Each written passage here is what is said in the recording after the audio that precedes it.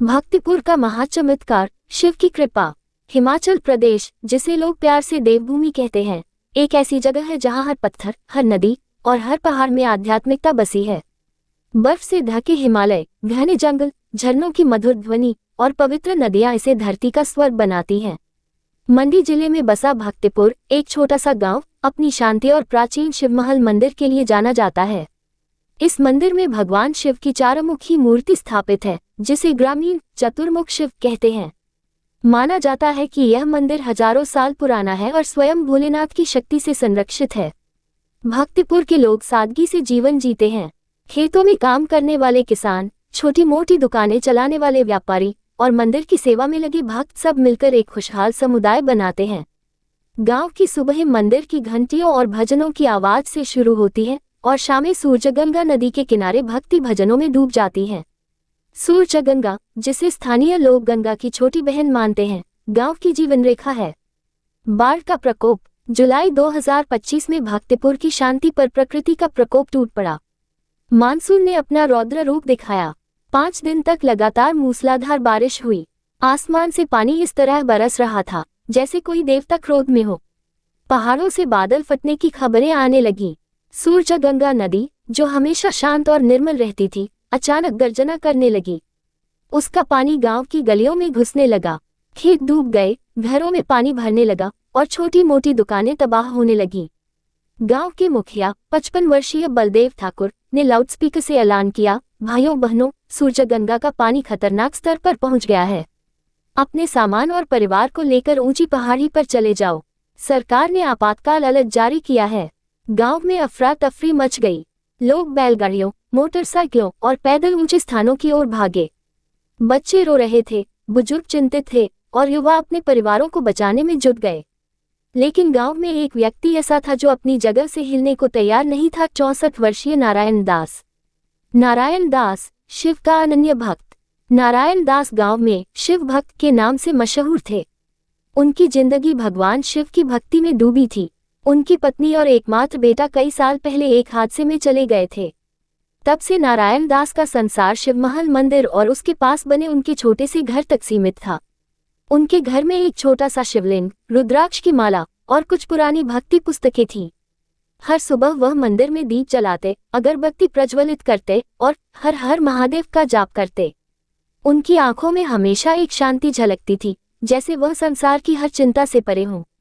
जब बलदेव ठाकुर और अन्य ग्रामीणों ने नारायण दास को गांव छोड़ने के लिए कहा, तो उन्होंने शांत मुस्कान के साथ जवाब दिया, मुखिया जी, मेरे भोलेनाथ मेरे साथ हैं। मैं उनके चरणों में रहूंगा। ग्रामीणों ने बहुत समझाया। बलदेव ने गुस्से में कहा, नारायण, ये समय आस्था का इम्तिहान लेने का नहीं है। बाढ़ गांव को बहा ले जाएगी। लेकिन नारायण दास अडिग रहे। जो होगा मेरे महादेव करेंगे, उन्होंने कहा और मंदिर की ओर चले गए। रात का भयावह मंजर। रात होते होते बारिश ने और विकराल रूप ले लिया। सूरजगंगा नदी की गर्जना पूरे गांव में गूंज रही थी। पानी मंदिर के प्रवेश द्वार तक पहुंच गया। पहाड़ों से मलबा और पानी की तेज धाराएं नीचे उतर रही थीं। गांव का निचला हिस्सा पूरी तरह जलमग्न हो चुका था। सड़कें धंस गई थीं, छोटे मोटे पुल बह गए और मंडी से भक्तिपुर का रास्ता पूरी तरह बंद हो गया। दूर से पुलिस और आपदा प्रबंधन की गाड़ियों के सायरन सुनाई दे रहे थे, लेकिन भक्तिपुर तक कोई मदद नहीं पहुंच पा रही थी। ऊंची पहाड़ी पर शरण लिए ग्रामीण नीचे का मंजर देख रहे थे। एक बुजुर्ग महिला, राधा देवी, सिसकते हुए बोली, हमारा भक्तिपुर डूब गया। सब कुछ खत्म हो गया। बलदेव ठाकुर का भतीजा 24 वर्षीय करण चिल्लाया, नारायण काका अभी भी मंदिर के पास हैं। हमें उन्हें बचाना होगा। कुछ युवकों ने नीचे उतरने की कोशिश की, लेकिन पानी की तेज धारा ने उन्हें रोक दिया। बलदेव ने उन्हें पकड़कर वापस खींच लिया। पागलपन मत करो, तुम भी बह जाओगे। सब निराश होकर नीचे की ओर देखने लगे। नारायण दास का घर आधा डूब चुका था और मंदिर पानी से घिरा था। चमत्कार की रात। नारायण दास शिवमहल मंदिर के अंदर थे। बाहर बिजली कड़क रही थी और पानी की गर्जना भयावह थी। फिर भी वह शांत थे। उन्होंने मंदिर में तांबे का दीप जलाया, अगरबत्ती प्रज्वलित की और भजन गाना शुरू किया, बोले शंकर तुम्हारी जय हो। उनकी आवाज में ऐसी शक्ति थी जैसे वह तूफान को भी चुनौती दे रही हो। रात के गहन अंधेरे में कुछ असाधारण हुआ। ऊपर पहाड़ी से ग्रामीणों ने देखा कि मंदिर के चारों ओर पानी अचानक रुक गया मानो कोई अदृश्य दीवार उसे रोक रही हो। पानी बाएं दाएं बह रहा था, लेकिन मंदिर को छू तक नहीं पा रहा था। करण ने हैरानी से कहा, यह क्या हो रहा है? ये तो चमत्कार है। मंदिर के अंदर नारायण दास को लगा कि किसी ने उनके कंधे को हल्के से छुआ। उन्होंने आंखें खोली। सामने एक साधु खड़े थे, लंबी जटाएं, रुद्राक्ष की माला और हाथ में चमकता त्रिशूल। उनका चेहरा इतना तेजस्वी था कि देखने वाला मंत्रमुग्ध हो जाए। साधु ने गहरी, शांत आवाज में कहा, बेटा डरो मत, मेरे पीछे चलो। नारायण दास को एक पल के लिए भी संदेह नहीं हुआ। वह साधु के पीछे चल पड़े। बाहर पानी की दीवारें खड़ी थीं, लेकिन साधु ने अपने त्रिशूल से इशारा किया और पानी दो हिस्सों में बंट गया, जैसे कोई चमत्कारिक रास्ता बन गया हो। नारायण दास उस रास्ते से गुजरते हुए सुरक्षित पहाड़ी पर पहुंच गए। ग्रामीणों का आश्चर्य। ऊपर से ग्रामीणों ने अंधेरे में एक चमकती आकृति देखी, जैसे शिव स्वयं प्रकट हुए हों। उनके हाथ में त्रिशूल और डमरू साफ दिख रहे थे। लोग चिल्लाए, हर हर महादेव, भोलेनाथ आए हैं। राधा देवी की आंखों में आंसू थे और करण भक्ति में डूब गया। कुछ लोग डर से कांप रहे थे तो कुछ प्रार्थना करने लगे।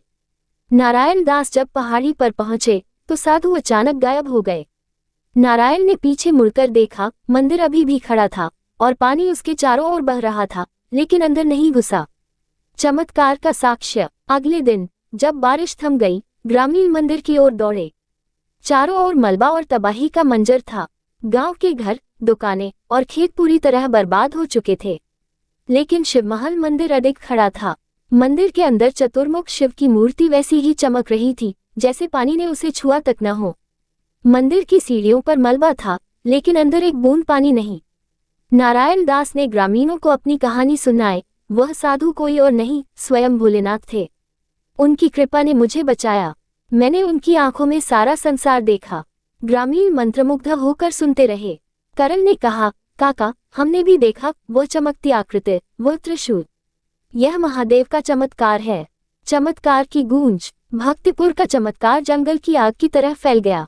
स्थानीय पत्रकार मंदिर पहुंचे और इसे शिवमहल का महाचमत्कार नाम दिया। कुछ ने मंदिर की मजबूत संरचना और प्राचीन वास्तुकला की तारीफ की, लेकिन ग्रामीणों का विश्वास था कि यह भोलेनाथ की शक्ति थी। लोग इसे 2013 के केदारनाथ चमत्कार से जोड़ने लगे, जहां मंदिर बाढ़ में अटल रहा था। हिमाचल के स्थानीय प्रशासन ने मंदिर का दौरा किया। एक अधिकारी ने कहा, यह मंदिर की बनावट का कमाल है। लेकिन बलदेव ठाकुर ने जवाब दिया, साहब, ये भोलेनाथ की कृपा है। बनावट तो इंसान की है, लेकिन शक्ति तो शिव की है। आज का भक्तिपुर। आज नारायण दास शिवमहल मंदिर में सेवा करते हैं।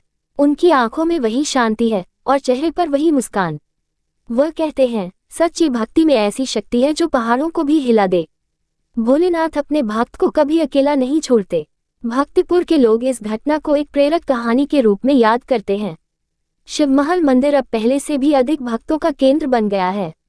दूर दूर से लोग आते हैं, चतुर्मुख शिव के दर्शन करते हैं और नारायण दास की कहानी सुनते हैं। ये कहानी हर उस व्यक्ति को प्रेरित करती है जो आस्था और विश्वास की शक्ति में यकीन रखता है।